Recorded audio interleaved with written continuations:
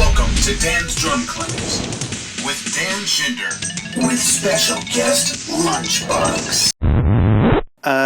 Wait, did the announcer robot just say Lunchbox? Many styles, all levels, get results. Today's clinic is Drum Talk with, yes, I said Lunchbox. Hi, I'm Dan Schinder. Thank you for joining me here on Dan's Drum Clinics, and I've got another one of my very special guests here. In fact, we're in his studio, the Lunchbox Studios, and this is Lunchbox. Hey guys. How's it going, man? Oh, I'm doing fantastic. Great. Well, first of all, thanks for being on. I call it the show. It was a pleasure being on your show. Just the opportunity to work with you is awesome. I appreciate it too. Same thing. Now, Lunchbox is in a killer band, Dantes Boneyard, and I would say after seeing videos of them play and hearing them play, he absolutely has the perfect style for the band. And I think, actually, as a drummer, I think you really personified the sound of the band. Well, I appreciate that. I really try to bring in a lot of rock influences to this whole rock reggae blend. Mm-hmm. And some drummers would really consider what I do a bastardizing of the reggae. I mean, the roots reggae guys aren't very heavy hitters, and I'm a rock drummer, but I enjoy the blend that I bring into this whole mix. Right, and I think that's what is so cool. It doesn't matter if it's orthodox or not. It is what it is, and if you play it well, it sounds great, and that's what matters. You have a lot of fun doing it. Yeah, absolutely. And then a little bit on another video, or if you were to stop this video now and switch to the next video, you'd see a song that Lunchbox is going to play. But please don't do that. Stay with us. Wait for this video to end, then go to the next video, and you'll see his style of play. But before you see and hear his style of play, we want to talk a little bit about some aspects of playing drums and the fact that, as you can see, we're in a recording studio. And we were talking earlier while we were setting up that as a drummer, being in a recording studio and playing is a bit different than playing in the garage or playing in a rehearsal hall or playing even live on stage. It's different in how well, first of all, you're surrounded by mics that you might not normally be surrounded with. You're not playing in a room with your bandmates most of the time, so that's a little bit different. Why don't you talk about briefly what you think the main differences are for some drummers out there who have not recorded yet or had much experience recording? What are some of the biggest differences they should take into consideration to be prepared and do a good job in the studio? Well, every drummer's a little different, but I've had some drummers that can come in here and play without the band here. They come in and they just say, set me up with a click track, and they play the song beginning and end perfectly. Some drummers really need that band support where they've got the band playing along with them. Even if it's just the rhythm section, right? Exactly. Yeah. And some drummers just, they have a hard time playing with a click, so we have to set the whole band up live and do the whole live recording thing. Right. Me personally, I'm all about the metronome. I'm a very technology-based drummer, so when I play live, I play with a metronome. When I play in the studio, I play with a metronome. When I rehearse with a metronome. And I also try to be as independent of a drummer as possible because, sometimes the whole band can't get together for practice or the whole band can't get together for studio. So if I need to come up and handle my drums, I can come up here and do it as a solo guy. This is cool because I think what we're gathering here from the way Lunchbox operates is that you're a highly disciplined drummer, aren't you? Yes. And I think there's a lot of drummers out there that are not very disciplined, and they can learn a lot, I think, from the way you work. And everybody has a different way of operating, and the whole idea of me doing my drum clinics on my own and having guests is so that you could take from it like a buffet. Everything's there in front of you. Take from it what you want. If you try a couple things you don't like, you don't have to ever have them again, and take with you what works best for you and your playing, and also hopefully open up your horizons in not just playing, but the way you rehearse and the way you practice. It's true. As a touring musician, you're always going to have your on and off times, and when you're not with your band 24/7, you need to have at least the availability to rehearse and keep fresh in your mind everything that you need to do to keep prepared for the next show, to keep up for the studio and writing music, memorizing parts, and make sure that you know where you're at in the song, so you can always go back and rehearse the parts that are a little rough and that you need to make sure are ready for the show. I mean, in rehearsal, I mean, it depends on what your whole live show is. If you're spinning sticks, or if you're, standing up and running around your drum set, whatever the act may be. it needs to be rehearsed as if it would played live. So it is a show. Exactly. It's a show. Yeah. Those are really strong points. Describe your kit a little bit for everybody, and while you're talking about it, they're seeing it, but tell them what they're seeing. All right. Well, my drum set is a Orange County Avalon kit. It is it's a maple kit. It's 22 by 20 inch kick drum. I've got a 10 by 8 rack tom, a 12 by 10 floor tom, and a 14 by 14 floor tom. I use the smaller drums because I really appreciate the aspect of faster sounds, and I play with one rack tom just because I like my ride over my kick drum. I started off with 2 rack toms. I had an 8-inch tom to the left, and I found it was just getting more in the way for the style that I was playing. I wasn't incorporating it into my drum fills as much, and it just became filler. So I also use 2 snare drums. I use a 13 by 7-inch primary snare and a 10 by 6-inch side snare. Which is really cool, by the way. Wait till you hear this setup. It's really cool. And for a kit that size, I was pleased to see that you've got a nice elaborate, in my opinion, for the size of the kit, you have a nice elaborate cymbal selection as well. Mm-hmm. Sometimes on smaller kits, I see not that many cymbals. Some people, we all have different schools of thought, and some is less is more. I like variety. I like having textures, and again, I think because of the style that your band plays, your style of playing lends itself. How much thought went into not just the textures of the cymbals that you use, but your actual cymbal selection and the way you tune your drums?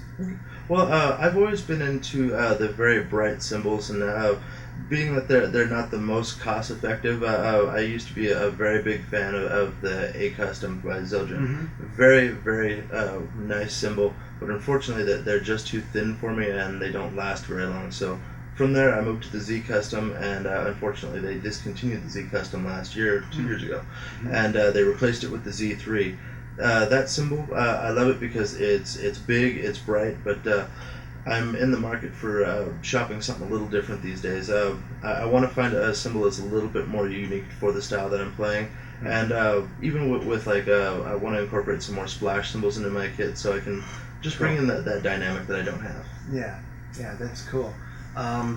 Talk about. Now this is something that I made a confession earlier when we were talking off camera that I didn't know. Okay, I've been playing drums for 42 years, and I saw some pictures of kits. I'm also an admin on the Facebook page Drums, Drummers, and Drumming. Hi guys, fellow admins and everybody that taps into that page. I saw pictures of drums with the sub kick, and I didn't know what that was. I wasn't familiar with it. At first I actually thought it was someone just being funny. And I thought secondly that maybe I was put into suspended animation for a while, and there were all these new developments that were made while I was asleep, and sort of that's what happened, because I am sort of an old school guy. If you've been following my videos and my Facebook page, you might know that I'm having a new kit made after playing the same kit for 33 of the 42 years I've been playing, and this kit's going to be totally different. It has bottom heads. To me, that's a new concept. I've played without bottom heads for 33 freaking years. So when I saw the sub kick, I was like, what is this? And I have not gotten a detailed, understandable explanation until we chatted earlier. So for those that are new to drumming, or for those that are old to drumming that have not tapped into what's going on right now, can you give a brief explanation, as you did with me, of what is a sub kick, how does it work, why should you get one, and why not? Alright, well, as far as the sub kicks are concerned, I own 2 of them, and when I purchased them with the knowledge that they are not primary microphones. They're used to be blended in with a primary microphone. They don't have a whole lot of attack to them, but they bring in a lot of low frequencies that you just can't pick up from a regular microphone. The bottom end brings in kind of that subwoofer feel that when blended in nicely, it actually adds a lot of extra punch to your kick drum and toms. And what it is, it's a 10-inch Yamaha maple shell with a Yamaha NS10 speaker mounted inside. So being that it's such a big diaphragm on that microphone, it just it's not meant to be used as a primary microphone. Very cool. So hopefully that makes sense. It made sense to me when I heard it, but when I first saw one, I didn't know what was going on. I thought it was a little snare drum, and I thought, well, why would snares be facing the I just didn't know. I don't know. So the band that you're in, give a little promo for your band. What are you guys up to right now, and what do you see happening over the next year? You've been with them 3 years? Been with them for about 3 years. And you're more than just a drummer for them, right? Yes, I also happen to be the lead roadie, and I also happen to be the sober money collector at the end of the night, and the designated driver on the way home. Well, there you go. Don't drink and drum or drink and drive, because both can be sloppy and very fatal. This is true.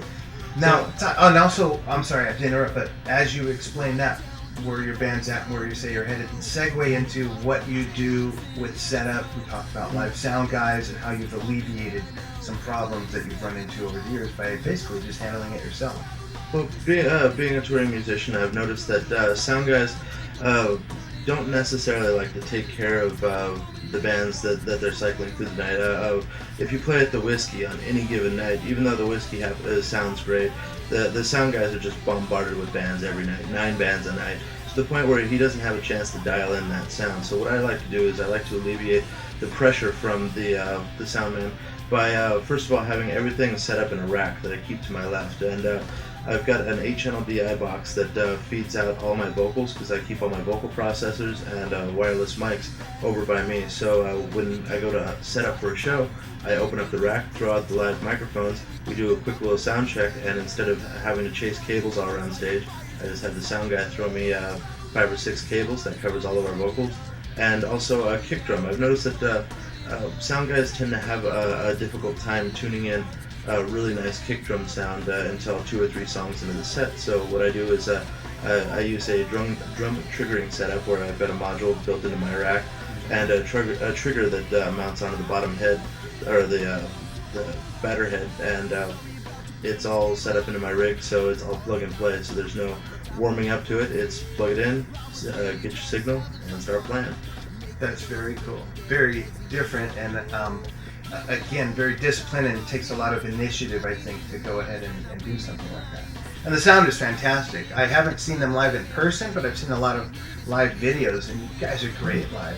Very tight. I mean, very well rehearsed. We talked about discipline earlier, and you can tell that the work goes into it. So that's really cool.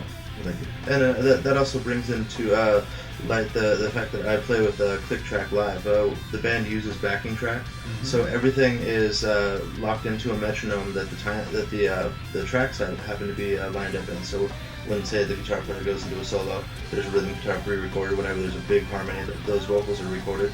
Well, those are lined up to the metronome, and I get to monitor the tracks along with the metronome. So I start and stop the song, and I don't need to have a monitor set up for when we play live, so we don't have to waste time setting up the drum mix. Yeah, that's cool. And before anyone starts posting crazy comments like, oh, that's just like Rihanna lip syncing or something, save it, because first of all, it's their own music that they're playing with and tracking with. And it's also an art to be able to do that. Rush does it. There's a lot of bands that are doing things these days like this, and it is all part of the orchestration, if you will. That's the way I see it. It's the live production. Right. I've seen huge bands try to take up the stage. We try to keep it as a 4-piece, and there's a way that the stage looks when you only have 3 people standing in front of a drum set. If you overcrowd the stage, there's not much room for the singer to move around and do his thing. And also at the end of the night, when you have to split the paycheck, I'd much rather split it 4 ways than having to bring in a keyboard player, a horn player, backup vocalists, and percussionists that I'll fit into the tracks. And when we play live, they're not a prominent track. Those tracks are not loud enough to, say, cover up any of the instruments on stage. They just fill in the spots that we like to bring in from our album. When we play our album has a certain mystique to it, and that we want to be able to offer that live without having to overcrowd the stage. Well, and another way to look at it is, I think also what you're saying is the style of music, the way you guys write, there's probably a nucleus sound that you guys are after, but this gives you the flexibility of adding keyboards or different guitar to some songs or parts here and there, rather than having a keyboard player in the band that then you'd have to have parts for on every song, and maybe your music isn't like that.